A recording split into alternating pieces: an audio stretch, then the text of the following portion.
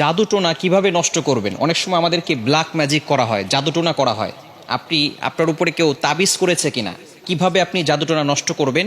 কারো কাছে যেতে হবে না, আপনি ঘরে বসেই নিজে নিজে এই জাদুটে নষ্ট করতে পারবেন। বিশেষ করে আমাদেরকে সতর্ক থাকতে হবে। অনেক সময় আমরা বিভিন্ন মানুষের কাছে যাই এবং আমরা সেখানে গিয়ে বলি, আমাকে একটু হাজিরা করে দেখেন যে আমার ভিতরে কোনো জিন আছে কিনা।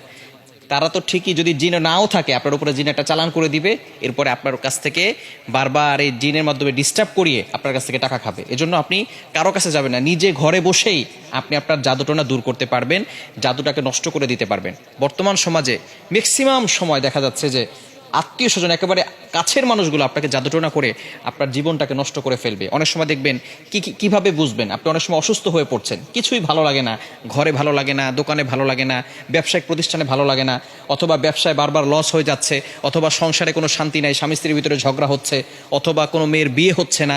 এই ধরনের কারণগুলো হচ্ছে ব্ল্যাক ম্যাজিক করা, জাদুটোনা করা। এটা হচ্ছে তার লক্ষণ। জাদুটোনা করেছে কিনা তার লক্ষণ হচ্ছে বারবার অসুস্থ হয়ে যাওয়া, বিভিন্নভাবে আপনি অসুস্থ হয়ে পড়ছেন। মেয়েটার বিয়ে হচ্ছে না, বারবার পাত্র আসে, দেখে সব কিছু ঠিকঠাক থাকে, যেদিন বিয়ে ডেট দিবে তার কিছুদিন আগে বলে বিয়ে করবো না। এরকম অনেকে হয়, অনেকে আমাদের কাছে ফোন দিয়ে বলে। এটা হচ্ছে ব্ল্যাক ম্যাজিক, জাদুটোনার একটি অন্যতম লক্ষণ। এরকম লক্ষণ যদি আপনার ভিতরে থেকে থাকে, তাহলে আপনি জাদুটোনা কিভাবে নষ্ট করবেন আজকে বলে দেব। আপনারা খুব সুন্দর করে প্র্যাকটিক্যালি দেখাবো ইনশাল্লাহ। আপনি দেখে এটা যদি প্র্যাকটিস করেন, ইনশাল্লাহ জাদুটোনা যদি থেকে থাকে তাহলে আপনি নিজেই এটা করলে আপনার জাদুটোনা কেটে যাবে। ব্ল্যাক ম্যাজিক করে আপনাকে কেউ ক্ষতি করতে পারবে না, এবং এরপর থেকে আপনাকে কিছু আমল করতে হবে। আচ্ছা, আমি আপনাদেরকে দেখাচ্ছি। কলম আছে নাকি কারো কাছে? এই যে একটা কলম। সর্বপ্রথম আপনি যে কাজটা করবেন, প্রথমে অজু করবেন। অজু করে আপনি সূরাতুল ফাতিহা একবার পড়বেন, সূরা ফালাক একবার পড়বেন, সূরা নাস একবার পড়বেন, সূরা ইখলাস একবার পড়বেন। এরপরে আয়াতুল কুরসি পড়বেন। প্রথমে সূরা ফাতিহা একবার, এরপরে সূরা ফালাক একবার, সূরা নাস একবার, এরপরে সূরা ইখলাস একবার, আয়াতুল কুরসি একবার। এটা পড়ার পরে এরপরে আপনি একটা চেয়ারে বসবেন।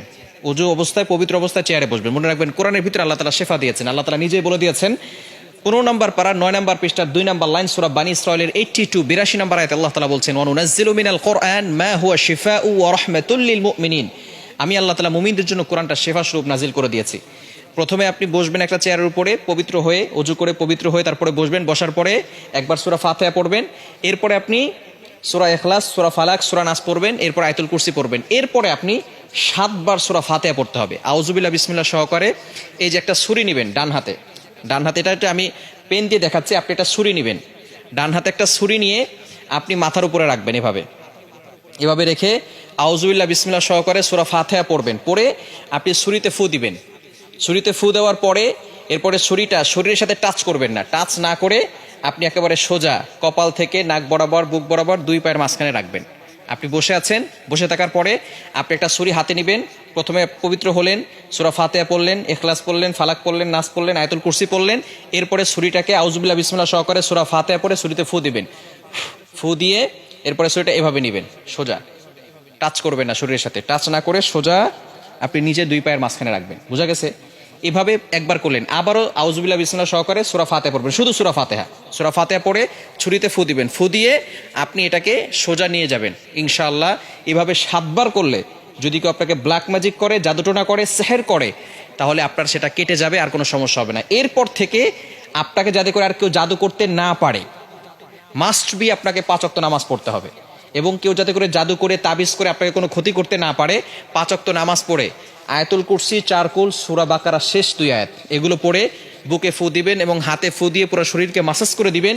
ইনশাআল্লাহ আপনার শরীর বন্ধ থাকবে, এবং রাতের বেলা ঘুমানোর সময় অজু করে ঘুমাবেন, এই আমল করে শরীর বন্ধ করে ঘুমাবেন। ইনশাআল্লাহ দুনিয়ার কোনো শক্তি আপনাকে কোনো ক্ষতি করতে পারবে না।